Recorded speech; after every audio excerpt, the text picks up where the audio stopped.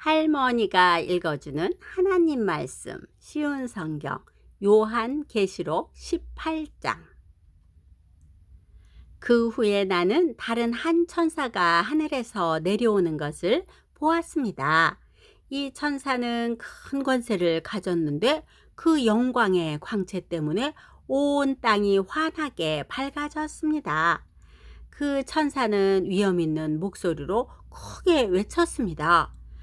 큰 성 바벨론이 무너졌다. 귀신의 소굴이 되고 악한 영들과 불결하고 흉측한 새들의 동굴이 되었구나.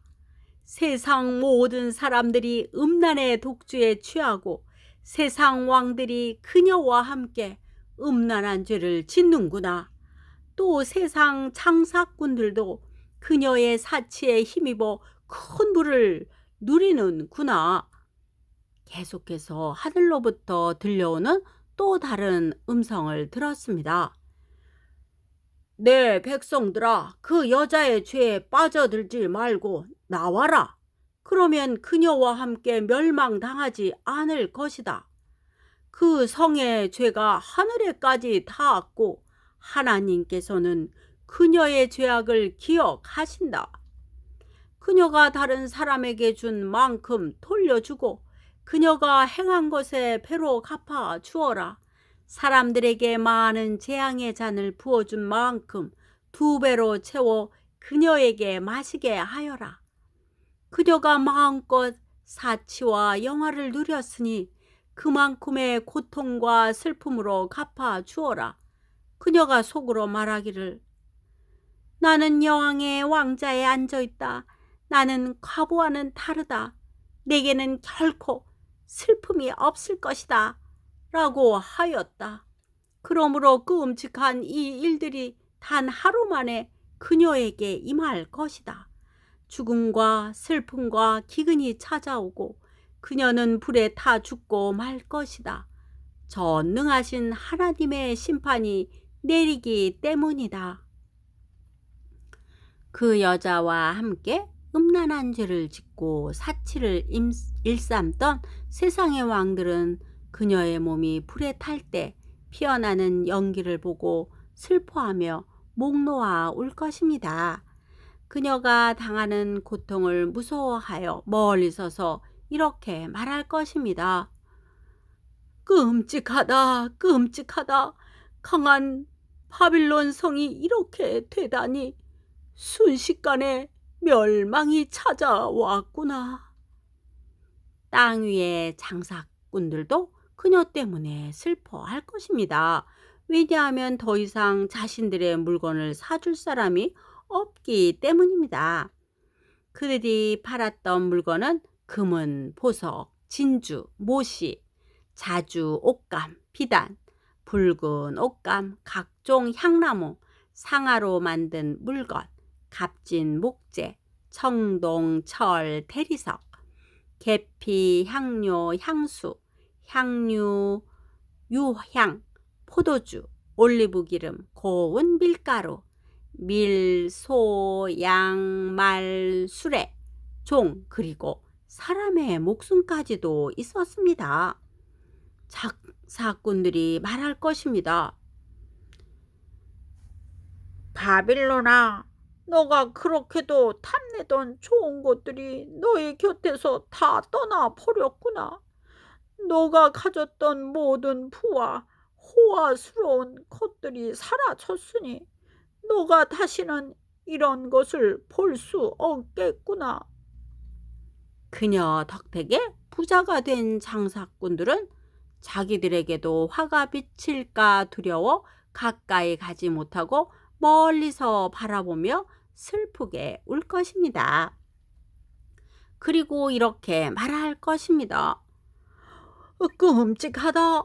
큰 성이 이렇게 무너지다니. 고급 모시옷과 자줏빛, 붉은빛 옷으로 치장하고 금과 보석과 진주로 꾸민 너의 모습은 어디로 갔는가? 한순간에 그 큰 부가 다 사라져 버렸구나. 모든 선장과 승객들과 선원들과 바다에서 일하는 사람들이 바빌론에서부터 멀리 떨어져서 불에 타는 성을 바라보며 큰 소리로 말할 것입니다. 이 세상에 저만큼 화려했던 도시가 또 있었을까? 그들은 머리에 재를 뒤집어 쓰고 슬피 울며 외칠 것입니다. 끔찍하다. 저 큰 성이 저렇게 무너지다니. 바다의 배를 소유한 자들은 모두 저 성의 재물로 말미암아 다 부자가 되었는데 그 부도 한순간에 사라지고 마는구나. 하늘이여 이로 말미암아 기뻐하여라. 거룩한 백성과 사도들과 예언자들아 기뻐하여라. 그 성의 악한 행위를 하나님께서 심판하셨다. 그때 한 힘센 천사가 맷돌 같은 큰 돌을 집어들고 바다에 던지며 이렇게 말했습니다. 큰 성 바벨론을 이렇게 던져 버릴 것이다. 그리하여 그 성이 다시는 일어나지 못할 것이다. 즐거운 음악도 그치고 검은고와 퉁소와 나팔 소리도 너의 귀에 다시는 들리지 않을 것이다. 일하는 자도 보이지 않고 맷돌 가는 소리도 그칠 것이다.